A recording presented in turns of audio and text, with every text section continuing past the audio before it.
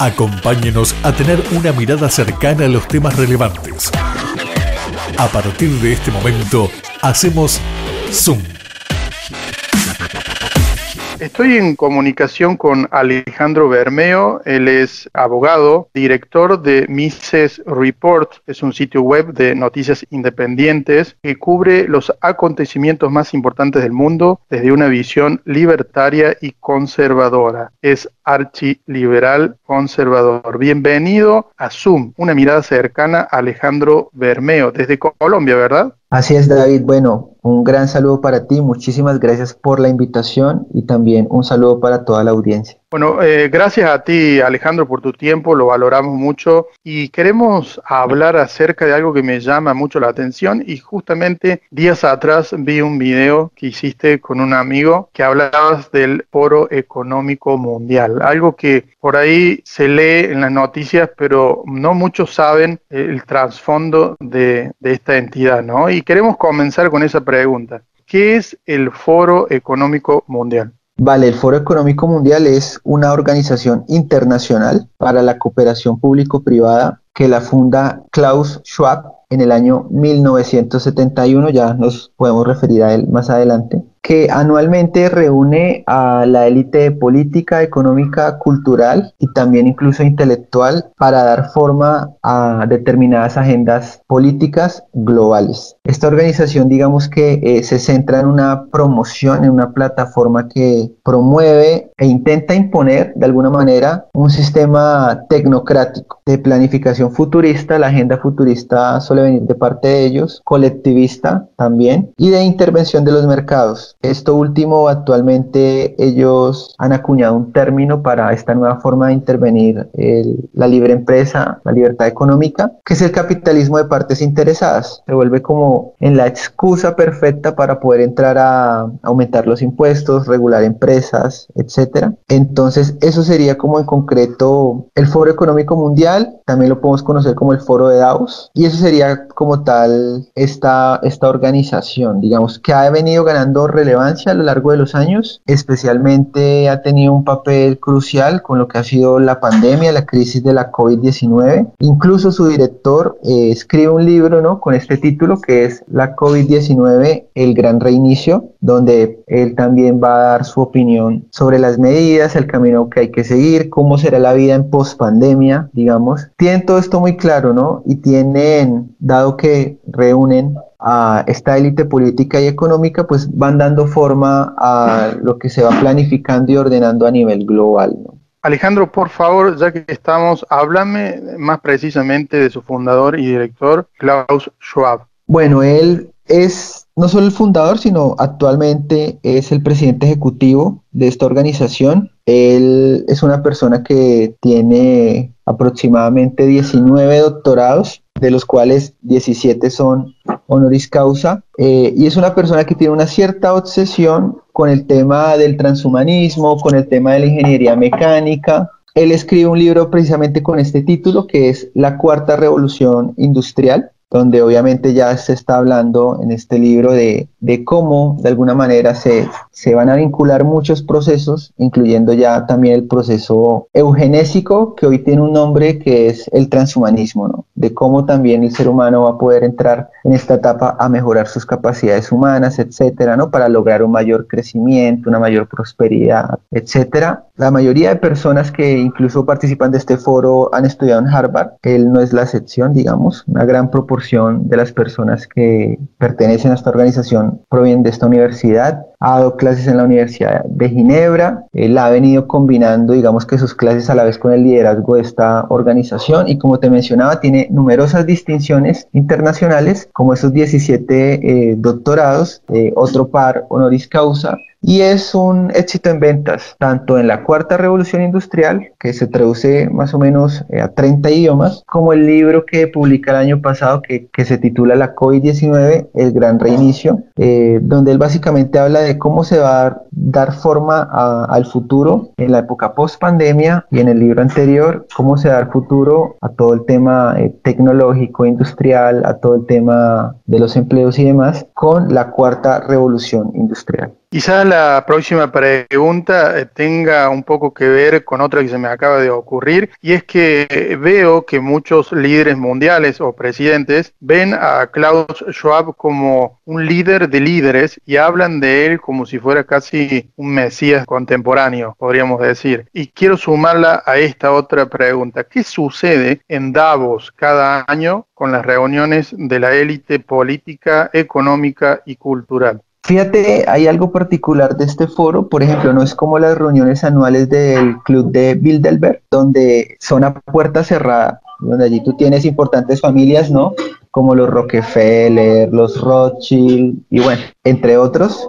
El Foro Económico Mundial también reúne parte de esta élite. Por ejemplo, George Soros tiene asiento anualmente en estas reuniones, pero estas reuniones, por suerte, digamos, son públicas. Así que más o menos la persona que no quiere ver, pues es simplemente la que se niega a estudiar estas agendas porque la información es pública, como tú también te has podido dar cuenta. Todo esto tú lo puedes observar en la propia página del Foro Económico Mundial y como es por ejemplo la agenda de la cuestión hoy que nos mencionan en torno a que nadie podrá por ejemplo usar aviones. Ya se ha declarado en la Unión Europea el 2021 como el año del ferrocarril, entonces ya lo que se viene también en torno con el tema climático que seguramente abordaremos más adelante es planificación, control y obviamente solo la élite pues va a poder tener acceso o uso de ciertos bienes o servicios, ¿no? Entonces en estas reuniones principalmente el foro como funciona como te mencionaba, como una plataforma futurista, pues trata de guiar de alguna manera lo que será el futuro de la humanidad. Estas personas piensan en términos globales, no piensan en términos locales, y esto es un poco el intento de lograr lo que fue en otrora el sueño de Platón. Recordemos que Platón hablaba del rey filósofo, de que debía gobernar la persona que mayor conocimiento tuviera, y esa persona debería organizar jerárquicamente todos los aspectos de la sociedad, incluso los niños, el Estado se iba a encargar, obviamente el rey filósofo, de determinar, de hacerse cargo de la educación de los niños, básicamente quitándole los hijos a los padres y determinando en qué profesiones y demás, una visión muy orwelliana, incluso Ludwig von Mises, Murray Rothbard, que son más contemporáneos, por así decirlo. Ellos argumentan que Platón de alguna manera es precursor de lo que más adelante conoceríamos como el comunismo, ¿no? Porque finalmente el comunismo da lugar a una planificación total, centralizada, de 360 grados de todas las dimensiones del ser humano, tener un control total. Y hoy ese sueño de Platón de hace 2400 años, hoy lo vemos no con un rey filósofo, pero sí con el experto, con el técnico, con el tecnócrata. Así que las agendas que ellos impulsan, desde luego son agendas que por la propia definición de las agendas tienen que ser globales y les dan a ellos un control global que pasa por encima de la democracia, pasa por encima del demos, del poder del pueblo, y se impone arriba abajo, digamos. ¿Por qué te digo que por la propia naturaleza estas agendas son globales? Cuando uno habla de la agenda del cambio climático, pues por la propia definición de esta agenda no puede ser local. La agenda o el problema del cambio climático naturalmente es un problema global y esto implica un control global, un manejo global para dar forma y solución a estos asuntos. En otro momento, por ejemplo, algunas agendas incluían la paz. La paz también, por su propia definición, no es algo que necesariamente incumbe a un estado en particular, sino incumbe a todas las naciones. Entonces, agendas como la paz, agendas como el cambio climático, son en las que ellos han encontrado la mejor plataforma para promover sus agendas y para obtener ese control, digamos. Entonces, allí lo que se intenta en esta organización es dar forma y promoción a esta agenda de planificación colectivista, futurista y de intervención de los mercados a nivel global. La excusa puede ser hoy la más usada, el cambio climático, para regular los mercados, para regular precisamente a esos países de tercer mundo que quieren de alguna manera mejorar su condición económica y pasar al primer mundo. Entonces se imponen una serie de controles, regulaciones y demás, Muchos de estos obviamente no son vinculantes en el sentido en que estés obligado directamente a ello, pero claramente de alguna forma u otra varios países se van acomodando a estas agendas globales, ¿no? Te oí decir que el Foro Económico Mundial, y recién te oímos todos, que tiene como objetivo el control global. La pregunta del millón es, ¿por qué busca esto? ¿En qué se benefician ellos con esto?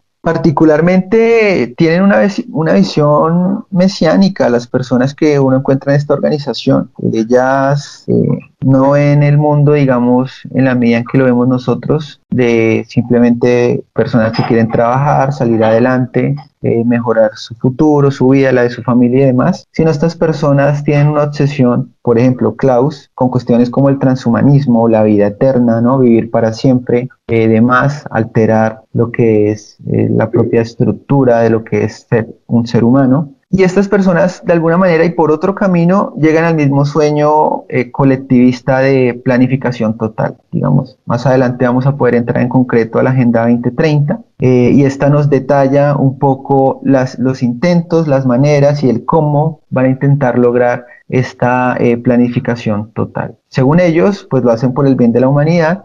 Según ellos, eso traerá mayor riqueza, prosperidad y según ellos, pues esto también va a permitir la existencia del planeta, ¿no? Porque obviamente la visión que ellos tienen es que hay muchos seres humanos, en esos muchos obviamente no están ellos, y de alguna manera hay que reducir la población, ya que uno puede encontrar el informe Kissinger, el informe Rockefeller, que son documentos que se entregan al gobierno de los Estados Unidos por allí por los años 70 y demás, en los que se advierte que puede ser un problema para las naciones ricas el aumento de la población, especialmente en los países del tercer mundo. Y tienen otra preocupación, y es cómo vender esto sin que suene como una forma de imperialismo o control de la natalidad por parte de países ricos a países pobres. Y es cuando en medio de esto, pues ellos comienzan a dar un discurso en torno a la supuesta libertad de elección, los supuestos derechos sexuales y reproductivos y todo el tema en torno al aborto, porque identifican que para control de la natalidad lo mejor es el aborto. Entonces, estas personas de estas organizaciones tienen esa visión particular de progreso y de bien que quieren imponer al resto de la humanidad, que quieren pasar por encima de ella y que obviamente estas agendas nunca quieren socializarlas, porque saben que las personas comunes y corrientes rechazarían todo este tipo de ideas, ¿no? Que suenan ajenas, lejanas, extrañas. El hombre común las rechazaría, entonces ellos se saltan el demos y van directamente a intentar de alguna manera imponer estas agendas, como lo es,